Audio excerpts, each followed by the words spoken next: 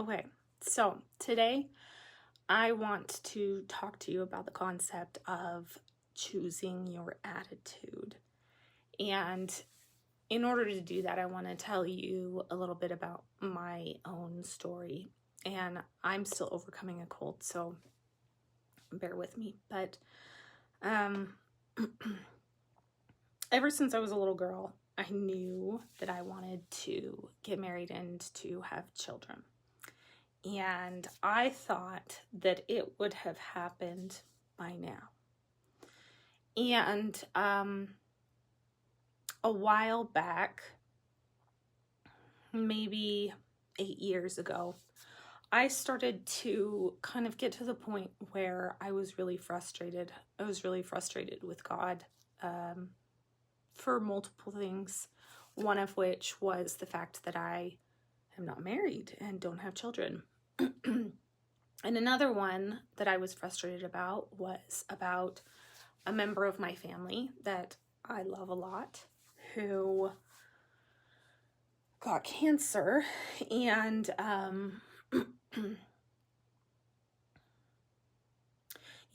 things were not working out with this person's cancer in a way that I felt that they should, because this person's really young. And so to me, it felt like we were puppets here on this earth. That's how I interpreted it. So, there's a puppet master up there kind of playing with you. And that's just how it felt to me. And so because of these negative feelings, I started to kind of distance myself from God. And I ended up moving to Korea for a couple years and absolutely loved it there. But while I was there, I really didn't go to church. I wasn't praying. I wasn't interacting with God. And this person that I love continued to deal with their cancer, and I continued to be single. And so eventually I started to feel the call back in, my heart and my soul telling me that it was time to return to the flock. So I started doing the work to come back to God and to my Savior. And he spent a lot of time working on me and working on my testimony and really kind of hammering it in there and teaching me a lot of lessons about him and his plan and that I could trust him. But there was still a lot of clarity coming. And so I was working at a job for a little while that just wasn't a good fit. And I just felt like no matter what I did, it wasn't the right thing. And so one day I just ended up leaving the company, and I left the company without having anything lined up. And normally I wouldn't recommend that, but I was so at the end of my rope that I just felt like I can't stand even another day. So I didn't go back. And that was in February of 2021. So February of 2021, I don't have a job, and I start looking for a job. And it takes me a really, really long time. And I was starting to get frustrated again and kept asking him, don't you see what's happening here? Why are you not trying to help me? And I just kept getting the words in my heart and in my head, be patient. And anybody who has ever tried to be patient with blessings they feel they deserve right now knows that that is difficult. So, in December of that same year, so remember I left my job in February. So in December of that year, I interviewed with the company that I would end up receiving an offer from, and I still work there today. And I started that job in January of 2022. So it took 11 months to find and start a new job. And at that point, I was super grateful. And I just felt like, wow, I get it. I understand why now. This company's so great. The people are so great. The insurance is awesome. And just was feeling really grateful and just felt like I understood why God had asked me to be patient and wait. But I just really didn't know. I had no idea that there was more information and clarity coming. And I'm sure there's still more. But in October of 2022, after being at this company for 8-ish months, I found a lump in my breast. And at the time, I was 33, and so that's quite young. So I kind of thought for a little bit, well, if we rewind just a little bit, a few days before that, I had watched a YouTube video that had been suggested for me. And it was from a channel that I knew about, but I didn't follow them. I didn't watch any of their videos. And so it was just kind of in my recommended. And it was about women getting mammograms for the first time. And one of the young women had had breast cancer when she was in college. And so I watched that video. And then a couple days later, I found a lump. And something in me knew right away what it was. But I tried to kind of convince myself that it wasn't what I thought it was. But I knew. And I decided to wait a month to see if there was any kind of a shift. Maybe it would get smaller. Maybe it was my hormones. And it got bigger. So I went to my doctor, and she ordered a mammogram for me. And then from there, I went to this doctor on a Friday, and then she got me a mammogram for the next Wednesday. And then at that mammogram, they kind of felt like what they were seeing was a little concerning. And so in that same appointment, they took me to another room where they did an ultrasound on this breast. And from there, they were finding some concerning things.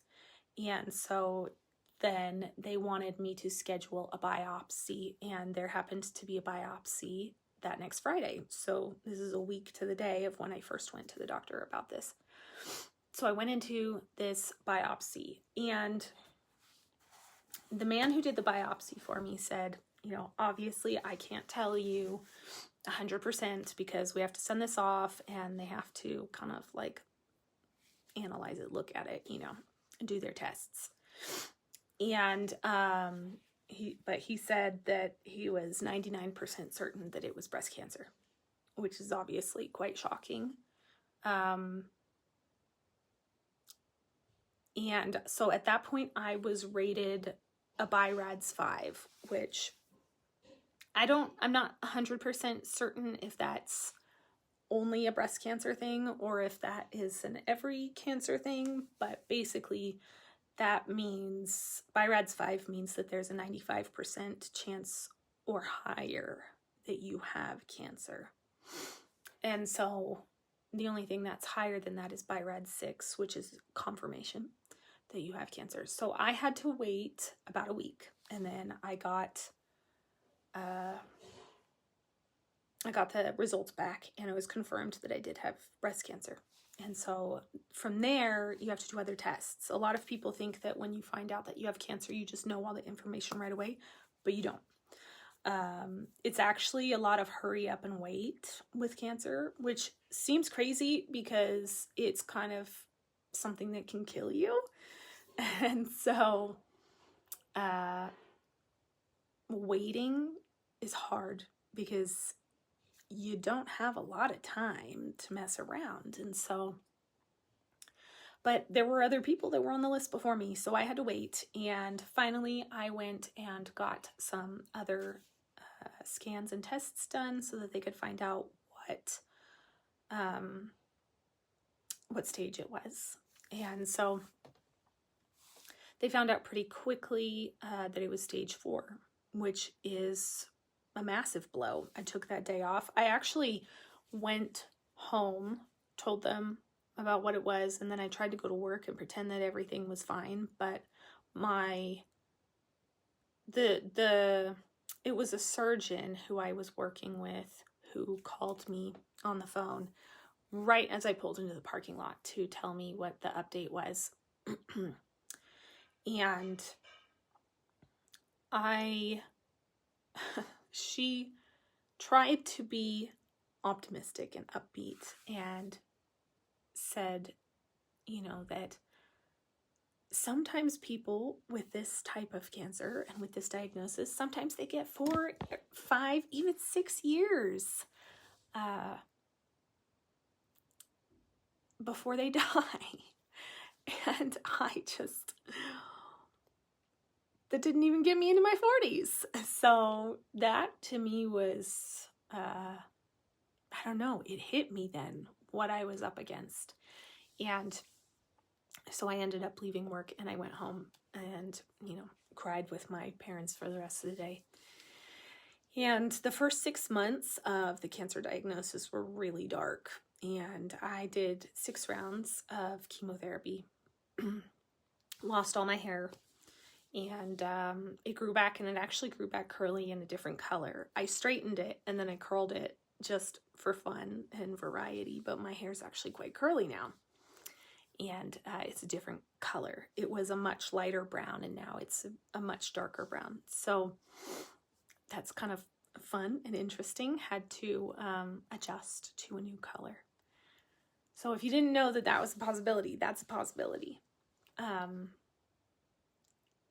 knew someone actually who was blonde before she did her chemo. And then afterwards, she had fiery red hair. And it was really tight curls. So I knew curls were a possibility, and that hair color change was also a possibility years before I was ever diagnosed. So this was 2022.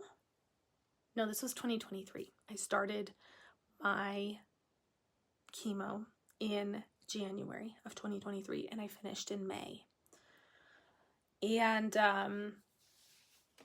it took about another year from there to do other types of medication that eventually got me into remission.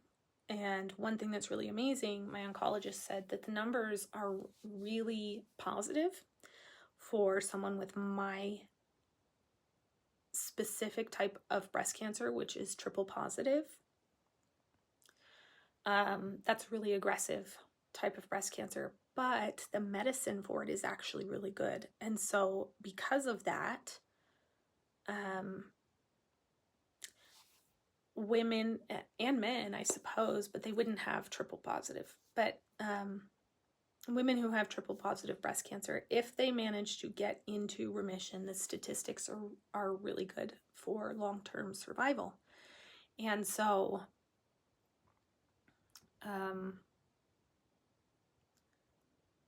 he is optimistic. Obviously, there are no guarantees, and if God wants me to come home, then he's going to bring me home. But the numbers are 20 years plus before your cancer shows up again.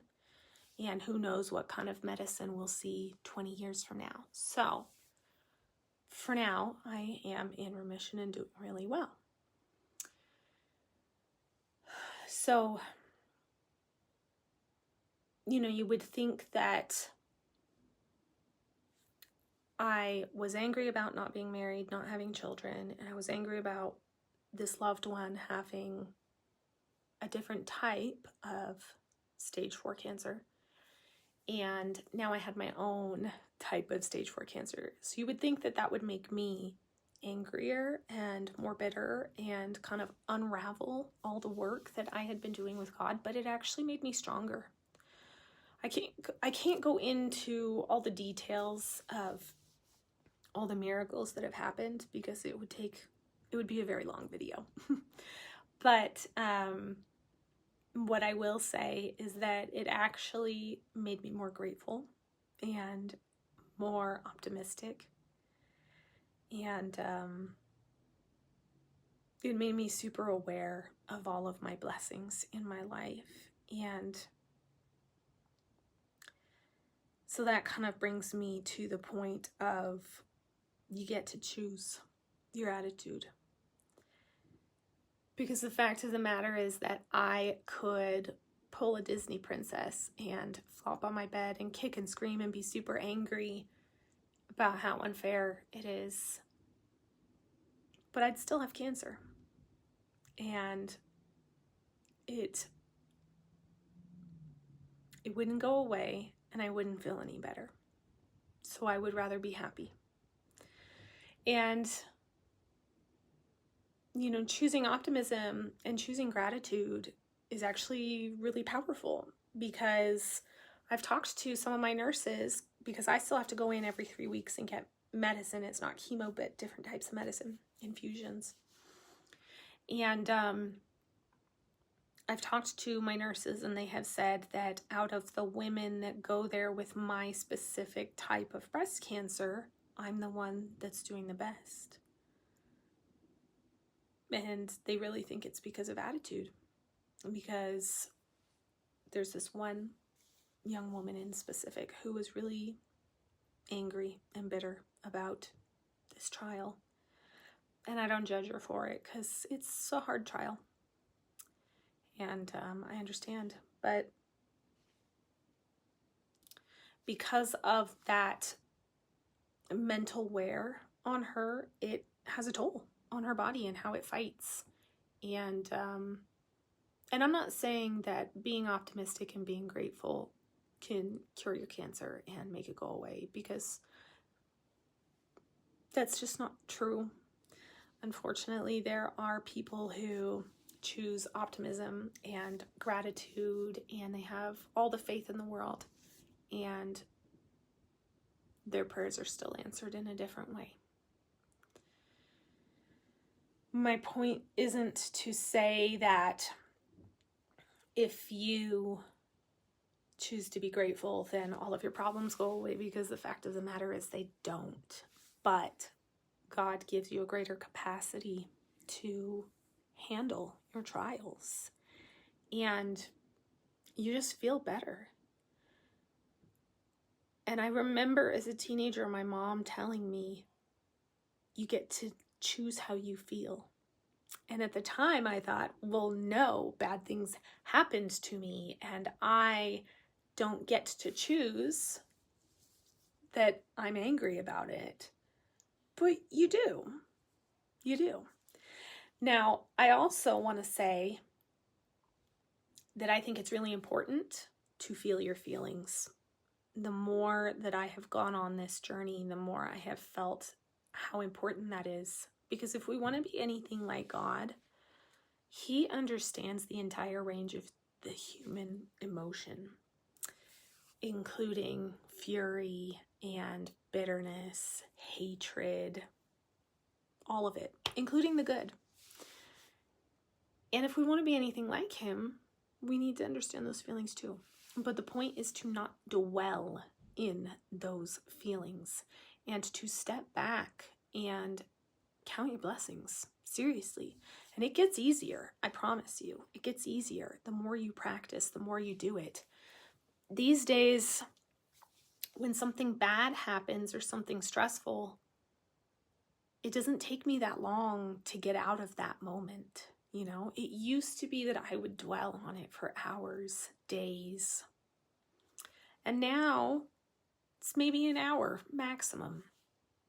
And usually it's just a few minutes. And I'm sure there are more trials to come. And I'm sure there are God's, getting ready to teach me some more lessons. But this cancer journey has already taught me a lot in regard to gratitude and choosing how I feel and choosing how I accept the things that happen to me, because I can't change them, but I can change how I react. So, feel your feelings, but don't dwell in the negative, because it doesn't fix anything. It actually makes it worse. And step back and count your blessings, because anytime I do that, it takes my breath away, genuinely.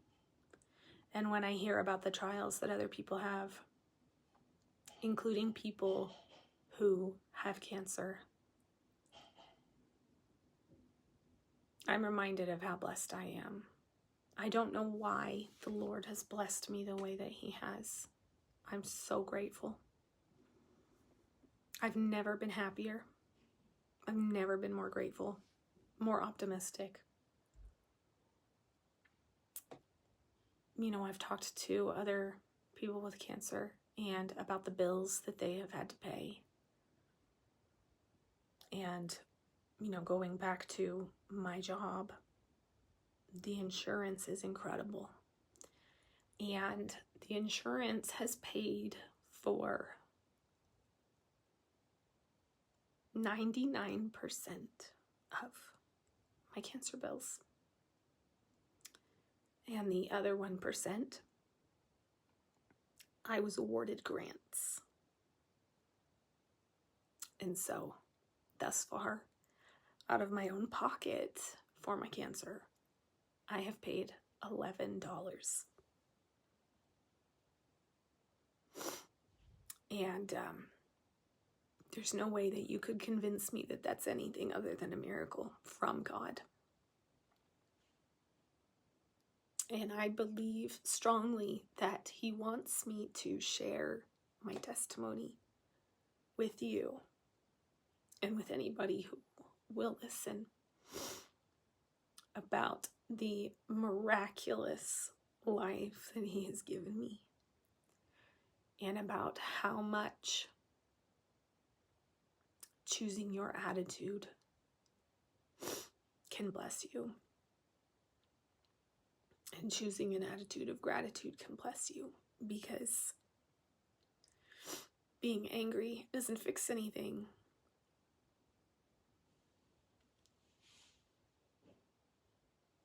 And I don't know why He's given me the blessings that He has given me, but I will be eternally grateful. And I will spend the rest of my life telling people about the goodness of God. And even though I'm still single, I still don't have children, and even though my loved one still has cancer, and so do I, my perspective has changed. And that makes all the difference. So, just wanted to bear my testimony with you about God, and about how much He loves you, and about how there is a plan for your life. And if you can't believe it yet, lean on me, because I can believe it for you.